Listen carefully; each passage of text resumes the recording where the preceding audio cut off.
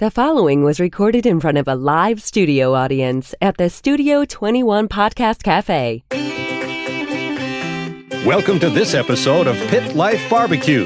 Gather around the pit with your hosts, Johnny Maggs and Greg the Barbecue Broker DiGiorgio. Let's talk barbecue. What's up, everybody? Coming to you live from the Studio 21 Podcast Cafe in Salem, New Hampshire. It's the Pit Life Barbecue Podcast, where we talk everything barbecue and a lot of other topics that you normally talk around the pit. As always, I'm joined by the Barbecue Broker. What's up? What's up? What's up? What's up, brother? Not much. How you doing? Chilling, brother. I'm excited about today. I'm excited. Such a good show. Fantastic. I've been waiting for this to get this date from the first evening I spent with this gentleman. Mm-hmm. Man, did we have a time. Bunch of us in a chat. We thought we sidetracked our other buddy's Facebook page. You heard of Facebook jail? Yeah. We thought we were live on his Facebook feed during this because someone commented from his earlier live he did. Mm-hmm. We thought they were going to put him under Facebook jail. Oh, I didn't know you could go under Facebook jail. Oh, we were coming damn close. So, what's going on? How you doing? Good, man. Real good. Just the week flew by like it fast. Went quick. And I'm having trouble getting meats. I saw your post today. I'm having trouble getting meats. It's rough out there. Struck out Costco, where all the meats are usually in the cases. Produce in cases of water. Where the briskets usually are. There was just ground beef. That's it. No chicken, no pork. I'm going to have to teach you how to hunt. I got a few more sources. Actually, I went to Wegmans today and struck gold. They had a bunch of stuff there. Yeah. Good. They did. But I struck out Market Basket and all the other major chains. Nothing. Death is coming. Nah, we'll be fine.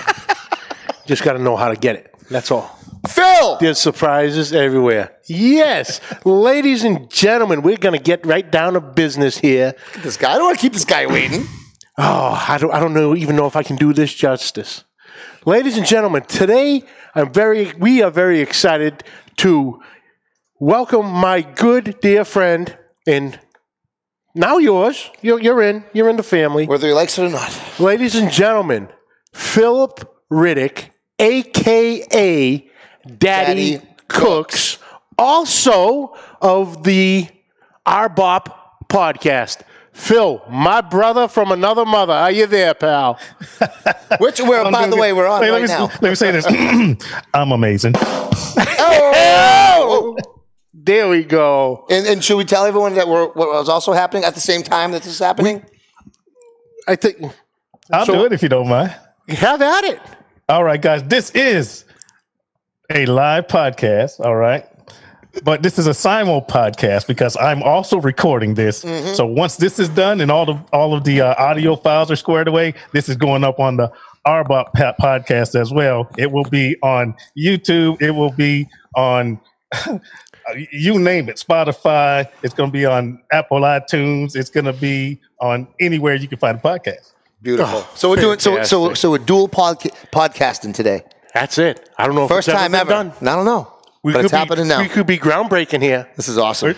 We're double fisted. Nothing wrong with that. Cheers, my brother. Cheers.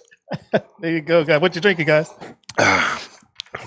I'm just going straight coffee. I literally just got out of work. Quality H2O. Oh, nothing wrong with that. I'm the baby of the bunch. This is just Patron Silver Tequila. Thank you very much. There you go. Well, first off, Phil, Let me first start by, sir, thank you for your service to this great country. Oh, and continue. You're welcome, man. My service is my pleasure. Yep. I've been serving my entire adult life. Thank you so much. Absolutely. So let's fill in everybody of who is Philip Riddick? Who is Daddy Cooks? Philip Riddick, before Daddy Cooks, before the R-BoP podcast, Philip Riddick is a 23-year retired airborne ranger infantry veteran, 4-time combat veteran, All right. Operation Just Cause, Operation Desert Shield, Desert Storm, Operation Enduring Freedom, Operation Iraqi Freedom. 4 different wars. Not deployments to the same one for some of these babies in the military now. 4 different wars. All right. From there, being glad that I never lost a man, weapon, or a piece of equipment. Thank you very much. Hands together for not getting anybody killed. All right. From there, I retired. Once I retired, I'm continuing on. I call it parts unknown because of OPSEC, operational security. You don't talk about where you are at a given time. Mm-hmm. But after I retired, I was in Kuwait for a couple of years working, training people to continue on the war into Iraq and Afghanistan. From there, I moved to the Kyrgyz Republic, right next to China, below freaking Kazakhstan. Great country. And then now I'm in another place where I'm still protecting people, I'll say that. And somewhere in the middle of all that, I figured out I knew how to cook. And where to find the meats or food in general.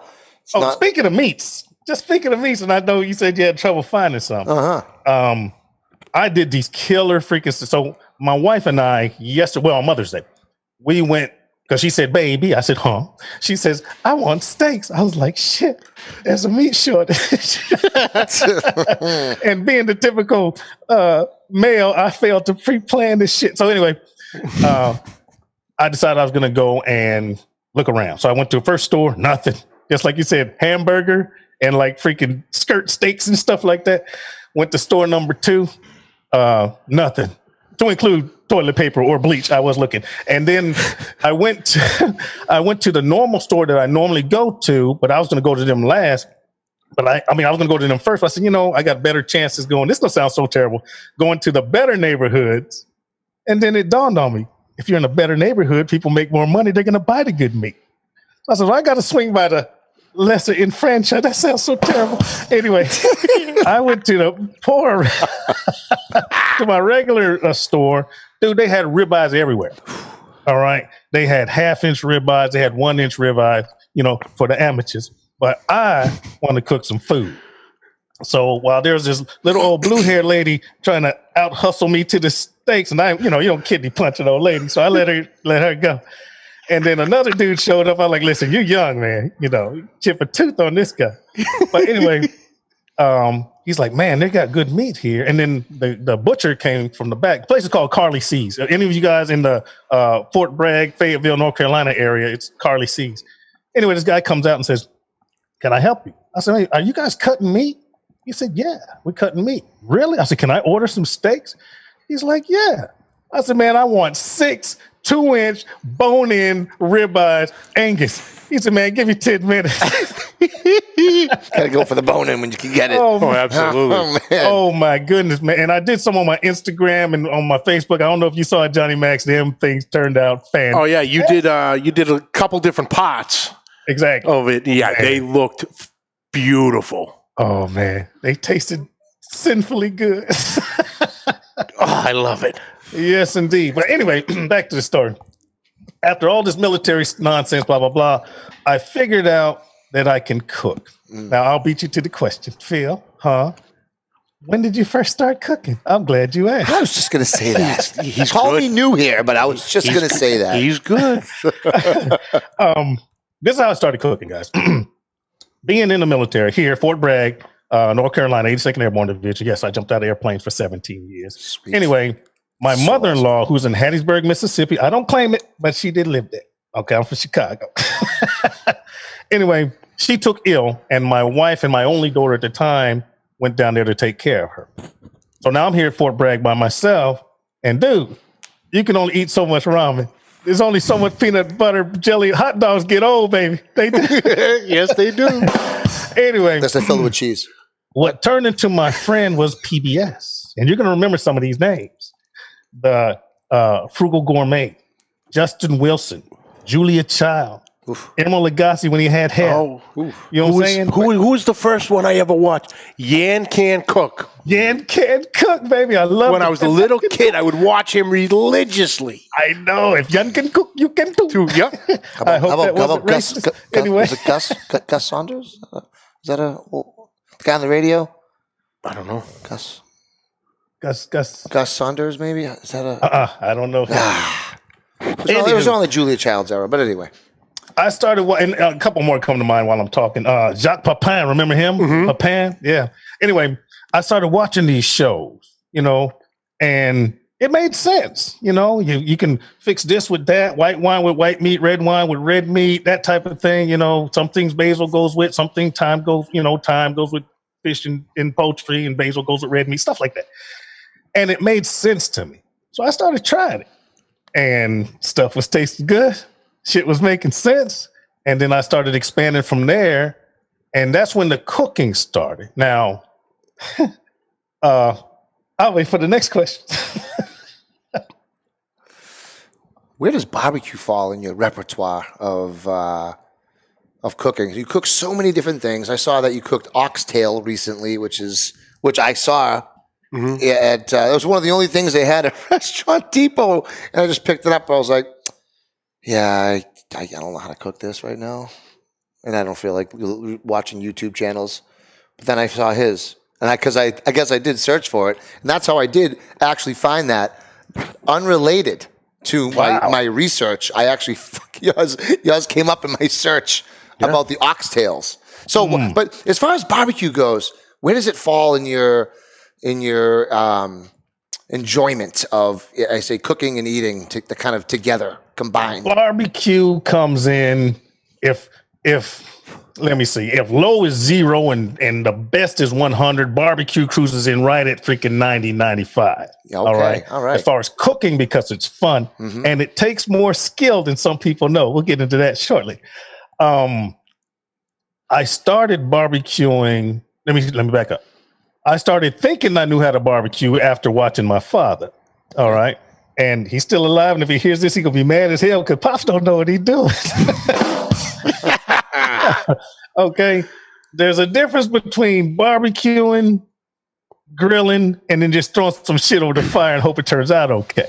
You with me? 100%. But my barbecuing came in. When did I start really, really barbecuing?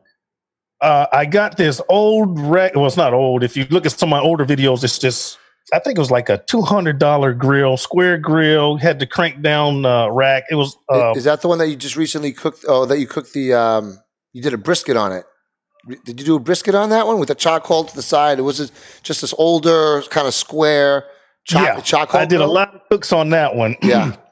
And I watched a lot of YouTube videos, and that's when I was like, oh, snap. You don't put charcoal on the whole thing. You have to offset. And that's when I started experimenting with it. I wasn't filming as much, but I was experimenting with it. And that's where I came up and I understood that you put your charcoal on half of your grill or a portion of your grill, and then that's how you achieve your low, medium, and high. You want high heat, you go right over the fire. You want medium heat, you pull it away a little bit. You want low heat, you take it away from the fire. You're offset. And once I learned that, my barbecue journey started. Then I just started playing with meats and flavors. Does that make sense? 100%. Once you figure out how to not burn your shit up, then you can start playing with the stuff you're trying to cook. That's 100% correct. Absolutely. But yeah, like you were saying, like you did a video a couple weeks back of a tuna salad. Oh, that was fantastic. Thank you, sir. That was a live cook too. And you've done that, and a couple before that you showed everybody how to make ghee. Yeah. If anybody doesn't know, Phil, what is ghee? Ghee is all right. I'm gonna tell you what it is, and I'm gonna tell you what I made.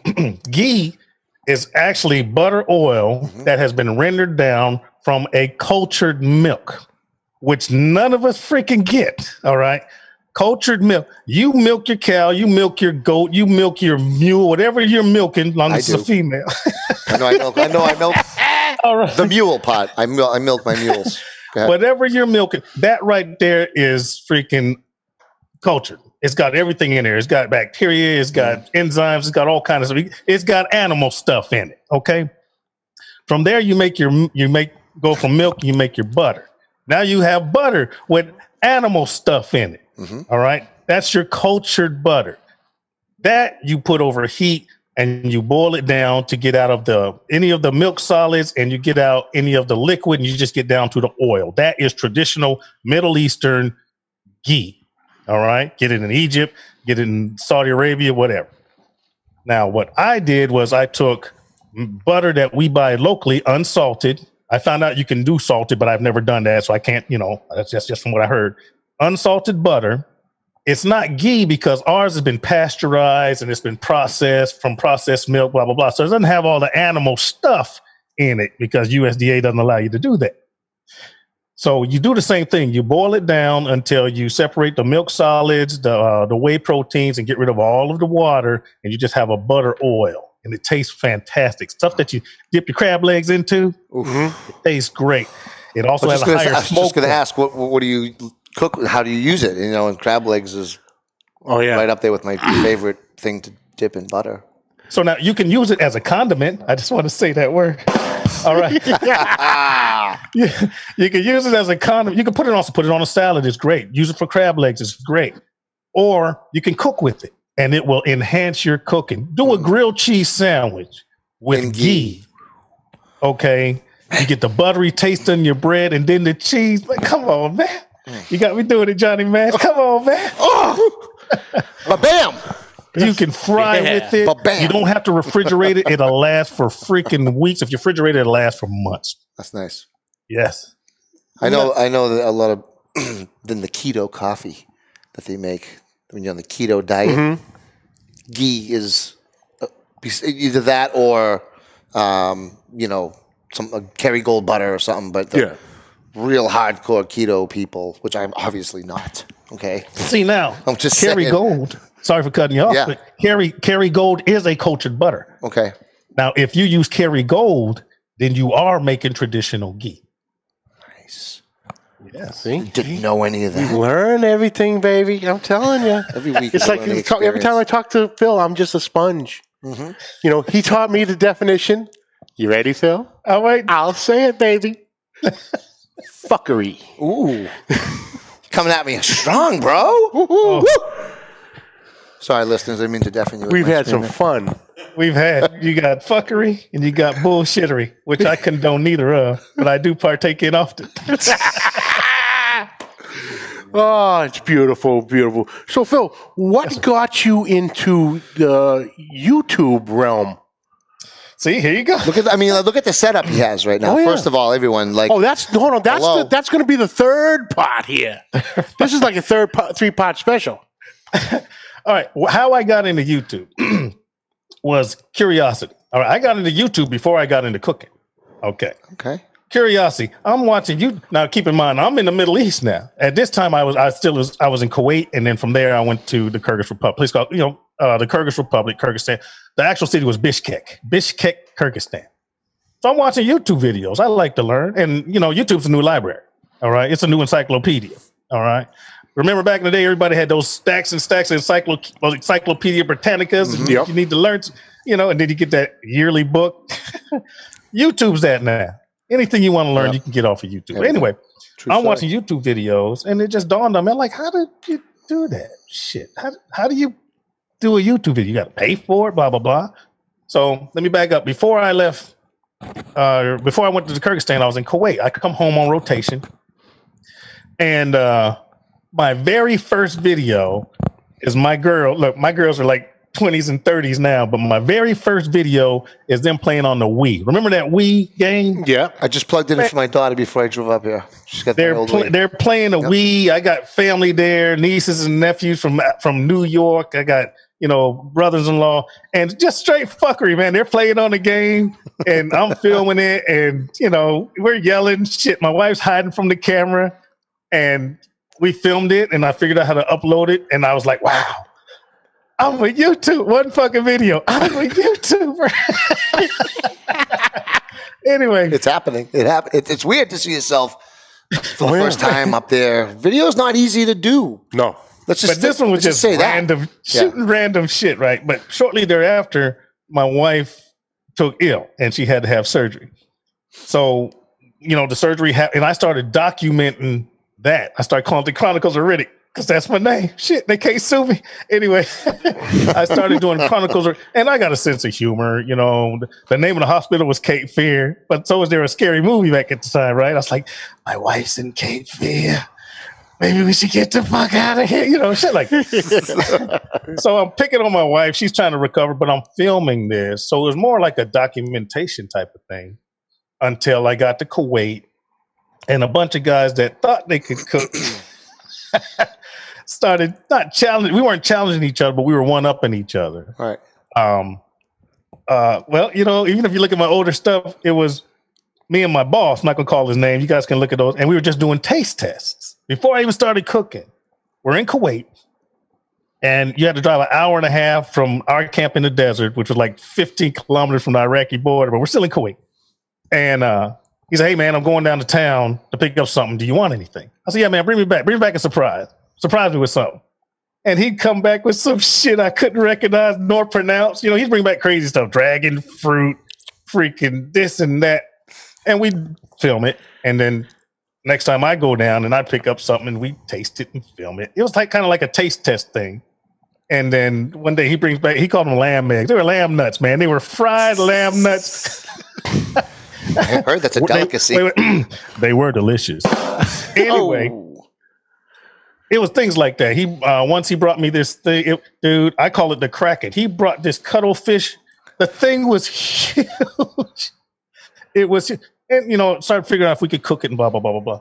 So that's how the YouTube started. The cooking started, and then as I was just making videos, and I cussed a lot back then. It was terrible. Those videos suck so bad, but great content.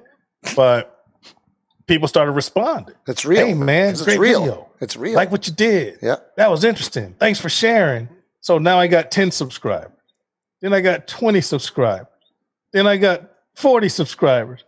And bam, bam, bam. And people like the cooking videos. I started doing more and more cooking videos. And then I'll stop right there and wait for the next question. Well, was your YouTube channel called Daddy Cooks at the time, or was it something different? Oh no! At first it was what? First it didn't have a freaking name. It was just me doing random shit. I think it was called Chronicles of Riddick or something. And then I changed it to I think it was like Feels, Thrills, Chills, and Meals, because you know I'm traveling all over the world and I was documenting. You know, I was showing the travel part. I'm in this country now. I'm in that country now. We're cooking stuff, or we're eating in restaurants and bazaars and shit. Look, meat bazaars where there's an old guy with a big hunk of meat on a tree stump hacking on it with a freaking a hatchet, you know, that type of shit. And channel started getting bigger, and I was home one day and someone said, "Man, your channel doesn't match your personality." Because every time I was home, I cooked something that my girls would try. Mm-hmm. You know, it's all loving and you're all around your girls and blah blah blah, which turned out to be the theme.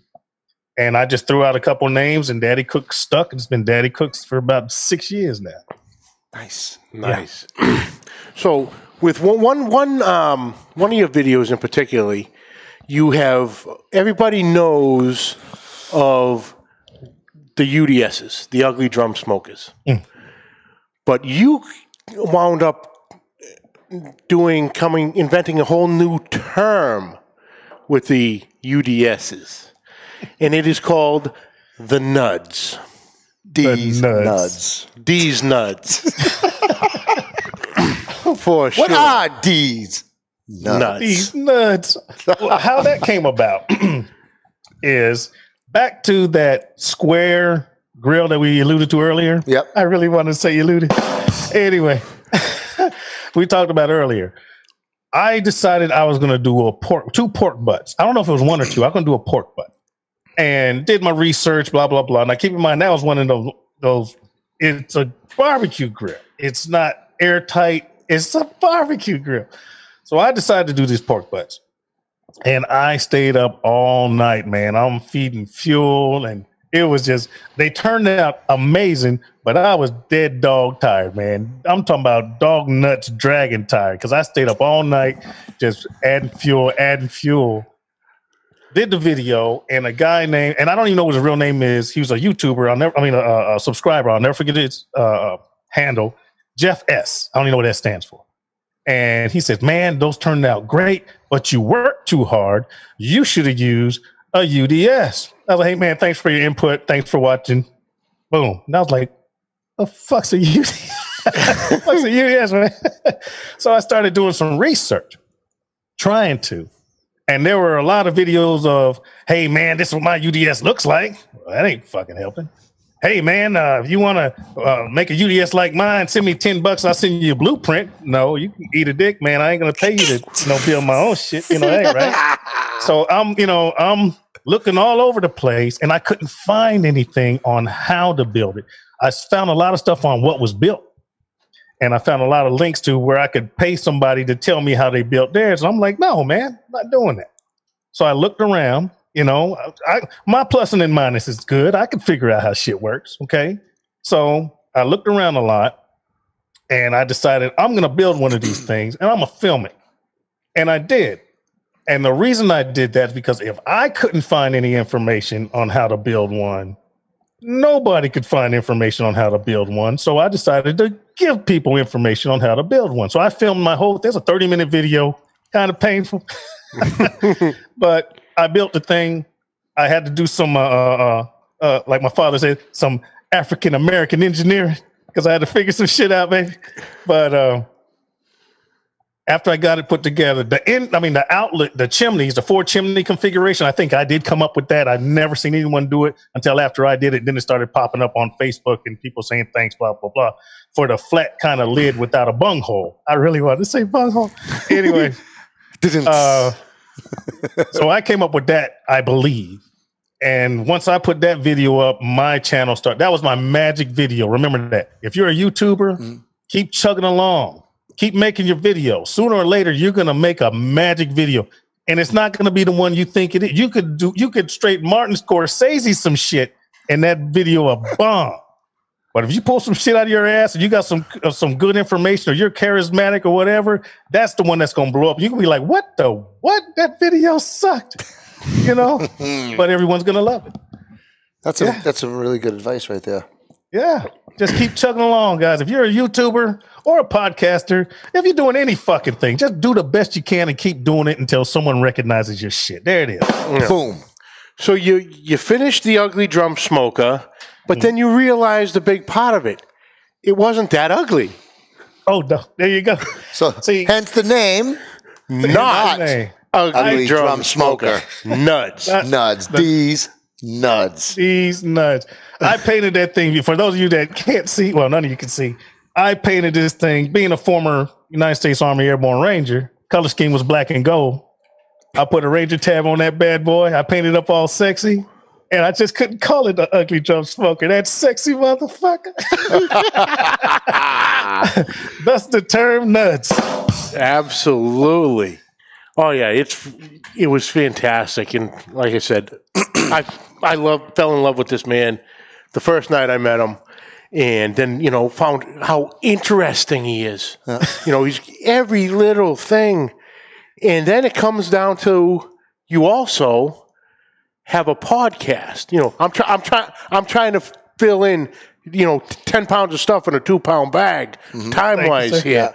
Which we're going to be on right now. Yes. This show. the podcast. It's not live right now, but it will be after some minor editing and whatnot. That's it. That's right. And, obviously, starting this, I started learning more and more about podcasting and met a lot of people. Steve Ray of the Owl's Nest Barbecue Show is one of the first. Good Kenton Dutch on their... not necessarily podcast, but their show on YouTube. Jeff and Len from the Baseball and Barbecue podcast, which I was on a couple weeks ago. It dropped on. Go back and check that out. Yep. You will not be disappointed. How did you and why did you start your own podcast? Because anybody who's watching the feed right now can see you have one hell of a setup going on in your office there. Let's see if I can do this. Yeah, I mean, that is impressive. Look, is that a lit up keyboard? What the? Oh, yes, sir. Excuse the day. That's 2018, man. That's some gangster shit right there. I'm sorry, but that's some gangster shit. Look, you actually put a video out because you had some requests, I believe, from some of your subscribers on how you get, if anyone's watched Phil's videos, he all of a sudden just turn and start talking to another camera. You're like, what? How? And then turns to another, and there's like 3 different angles that he uses, and that's a lot of work. You make a 1-minute Instagram video and you edit it, and that's a lot of work. Wait till he tells you he's got a smaller version that he travels with. I don't. Wait. To parts unknown. Yes. Oh, when I leave, podcast is going with me. So you have a travel setup. Oh man, listen. Come on. I have a H4n audio recorder, but I might just break down and buy the H6 just because it's sexy. But H4n, look, my travel mic, I hit it right here. That's my travel mic. Travel mic right there. It's a XLR and a USB straight into an audio recorder, straight into the laptop. I'm podcasting, baby. It's crazy. Anyway, it's the commitment that I love. Absolutely. It takes a lot, and it's a lot of work. Some people don't realize that if they don't make videos. Whatever, it's a ton of work. And you can tell he absolutely enjoys it. He loves doing what he's doing. So damn good. Well, I can tell you why that is. I'm a camera whore. I don't want to say anything. I love attention, and I'm not afraid to talk. I know how to talk to a camera. I know how to talk to people. I know how to be a good judge of character, and I know how to convey a message, idea, or instruction. I've been doing it my entire life. And this sexy baritone don't hurt either. But I like doing this not only for the attention, just because I'm giving something of value. Mm-hmm. Cooking is easy if you try and if you pay attention. I don't care if you're barbecuing, smoking, and grilling, which are 3 completely different cooking techniques, all right? Or if you're sous vide, or if you're baking, broiling, whatever you're doing, pressure cooking, all you have to do is get down the 4 T's. Taste, temperature, texture, and time. You get those 4 T's down, you can cook a fucking wildebeest, man. You can cook anything, all right? Taste, temperature, texture, and time. Figure it out. Cook what you want to. And when worst comes to worst, the only thing that happens is it doesn't taste good. You're going to eat it anyway and season it better next time. Come on, man. Yep. For sure. I heard wildebeest is in season right now. You might have to go try that out. You never know. So what was your thought process of starting the R-BoP podcast? I was in parts unknown, and this is going to sound totally crazy. I'm sitting after I did my 12-hour shift and everybody was good to go. I was laying in the bed and I was like, I really need to be able to promote Daddy Cooks, my YouTube channel. And I was like, well, no, that's doing good enough. I want to be able to say what I want to say. I can't say whatever I want. I mean, I can, but Daddy Cooks is about cooking. You don't want to alienate anybody. I travel a lot. I see a lot of stuff. I get happy, sad, angry, mad, and everybody needs an outlet. And I was talking to another friend of mine. It's like, dude, every time I talk to you, man, you're hilarious. You're funny. He said, you say stupid shit that's amazing and you don't even realize it. I was like, really? I was like, man, get the fuck out of here. Then he starts laughing at me, things like that. And the same thing with Johnny, man. He met me first day just off the cuff in a video. We just live talking. And I'm just throwing out some anecdotes, some nuggets of wisdom, straight fuckery, but it's funny. And I think that's the draw for the R-BoP podcast. What that's about, if I may take a minute, the R-BoP podcast is about people. It's just about people, how people treat each other, what you do to help, hurt, good, bad, indifferent, and your views on it or your experiences and my experiences, talking about what people do or don't do. So I'll come up with a subject, and it doesn't matter what walk of life you come from. You could be a YouTuber, you could be a cop, you could be a crackhead. I don't care. You have experiences on how people have treated people, and that's what R-BoP's about. That's what that podcast is about. And, I'm a couple episodes in. I'm going to grow up and be big boys like you guys one day. Attaboy, brother. Now, what does R-BoP stand for? R-BoP stands for Riddick's Book of Philosophy. All right. Now, I'm going to tell you where that name came. I don't want to take too much time. Are we good? You're good. Yeah, I know the story. Go ahead. I'm going to tell you where R-BoP came from. I was a sergeant first class, United States Army, and we were in Fort Lewis, Washington. There's a place called LDAC, the Leadership Development and Assessment Camp. Okay, it's for all of the soon-to-be lieutenants in the Army that are going to commission that next year. They all go there to get assessed so they can be on the National OML, Order of Merit list. Who's going to get their branch? You know, if you want to be infantry, if you want to be transportation, if you want to be this, you want to be that. So they have to do well at this camp. So anyway, every summer I would have to go there as an NCOIC, non-commissioned officer in charge. I would go down there and I'd be responsible this one summer for a platoon's worth of lieutenants. They're almost lieutenants. You know, they were wearing the bars, but they haven't done shit yet. So I'm still a man. So I got 50 lieutenants and we're running orienteering. I'm trying to keep this short. So we're up in the morning at old dark 30. Hey, come on, you freaking knuckleheads, get yourselves on the bus. Make sure we got 100% accountability. And I just say stuff just like I do now. You know, somebody run up to the bus later and say, hey, are you stupid as you want to be? Excuse me, Sergeant. Are you stupid as you want to be? No, I'm not stupid as you don't want to be. So you want to be more stupid? Get your ass on the bus. Things like that. You know, Sergeant, I can tell you why. Look, kill yourself, die over there. Stuff like that. And cutthroat. One day I'm on the bus just talking about whatever, briefing them on what we're going to do. And I say something, and one of those young men had his head down. He was writing. I was like, hero, what you got going on over there?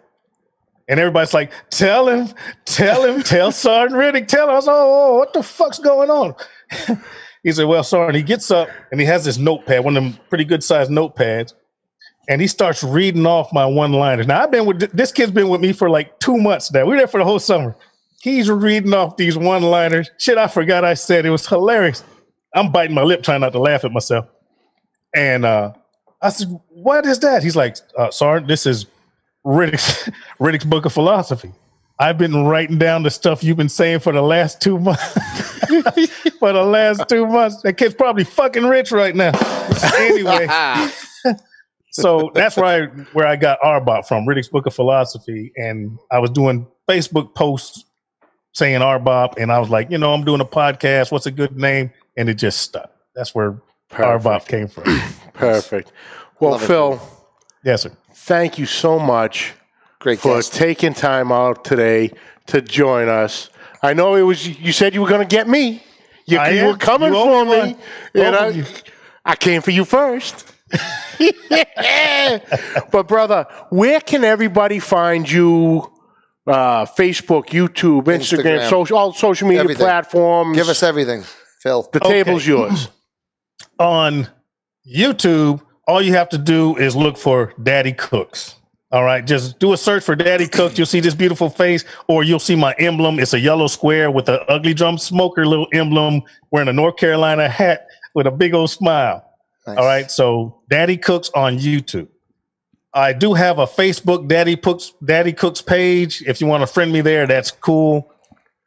For R-BoP, I have a YouTube R-BoP, Riddick's Book of Philosophy, R-BoP, on YouTube. That's the video podcast. And simultaneously, I have the R-BoP regular podcast, which is, like I said earlier, it's on Apple Podcasts, Google Podcasts, Spotify, Buzzsprout, pretty much wherever you can find a podcast. So you can check that out. And yeah, that's about it. Do we get his Instagram? You on IG as well? Oh, my Instagram is daddy_cooks_YT, all lowercase. Beautiful. So daddy_cooks_YT, and YT is obviously for YouTube.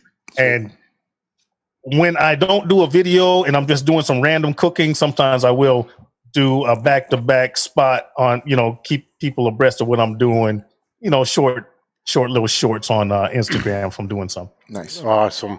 So like I said, Phil, thank you so much for taking some time out. Thanks, Phil. And we're glad we were able to do this.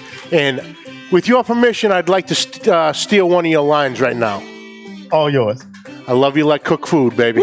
Love you too, brother. All right. Thanks, Phil. Thanks, guys. And, well, I told you. Wow. I told you. What a great dude. Guest. Great person. Great man. Great family man. Yep. Great family. Just all around awesome guy. Great guy. tells it how it is, which I like. Yep. And, telling it how it is, there's some comedy behind that. Yeah. So like I said, there was many Saturday nights into the wee hours that there was a lot of laughter coming from my kitchen. Well, I just subscribed to the podcast. Absolutely. Nice. The best advertisement for it, Philip. Yeah. But that was awesome. What do you got going on the rest of the week? Well, I meeting with a couple of buddies tomorrow for some social distancing, a few beverages, maybe a rack of ribs. But that's about it, really, just laying low, I'm closing tomorrow. Oh, ooh. Tomorrow morning, I'm Congratulations. closing. Oh, yeah, The new home, baby. New home, gonna get the keys and let it all begin on that one, baby. There's no one that knows the feeling better than the barbecue broker. I'm psyched. I'm pumped. It was a long time coming, a lot of hard work, and, we got there. So, Good for you, buddy. The best part about it is... Exciting right there. My favorite part of the house? Yeah. For the first time in my life, I got a backyard. You know what I mean? Fit all those smokers. Oh, believe me. You gotta fit the smokers. I already measured. I want to see a pavilion covered. No bullshitting around. I gotta run up the street and get one of them drums. I need a nudge to add to the collection because free drum posts on the New England Pitmaster New Pitmaster's up page. Out in Rowley, the dude's giving away 55-gallon drums if you want to make these nuds. But yeah, that's it. But that's it for this week, folks. I'd like to thank you all for joining us. Catch the audio wherever you find podcasts. Catch the video on Facebook and YouTube. On YouTube, hit that subscribe button and the notification bell. You have all our catalog right there at your fingertips. On social media, find us at Facebook, YouTube, and Instagram at PitLifeBBQ. Mm-hmm. Also, you can find us at New England Pitmasters, NEP for short. Yep, it's Facebook's /groups/New England Pitmasters. Also, check us out on Instagram and at the Barbecue Broker on Instagram. Just check me out and check out some of my cooks and all that, and all the YouTube stuff. And we're still ironing a couple things out, so we're gonna get the whole list and tighten this down. Yep. But any questions and comments, please send them to pitlifebbqpodcast@gmail.com. And like always, please subscribe, like, rate, and review. Hit that share button. We love yous all. And until next week, keep the smoke rolling. Attention cigar smokers, or even friends of a cigar smoker. If you're looking to relax with a nice premium cigar or looking for a great gift for a cigar smoker, this is the gift that keeps on giving. Our friends at twoguyscigars.com have created the Cigar of the Month Club. For just $24.99 per month, you or your friend will receive 4 different premium handmade cigars every month. And shipping and handling is included. Go to twoguyscigars.com. That's the number 2, guyscigars.com, and go to the Cigar of the Month Club. You can stop anytime because there's no contract, but you won't because this is a tremendous deal for our listeners. Go to twoguyscigars.com. That's the number 2, guyscigars.com, and click the Cigar of the Month Club. At the same time, if you want to learn about the cigars you receive each month, you can smoke along with them on their own podcast called The Cigar Authority. Sit back, relax, and enjoy a nice premium cigar from our friends at twoguyscigars.com. The views and opinions expressed by the hosts, guests, or callers of this program do not necessarily reflect the opinions of the Studio 21 Podcast Cafe, the United Podcast Network, its partners, or affiliates.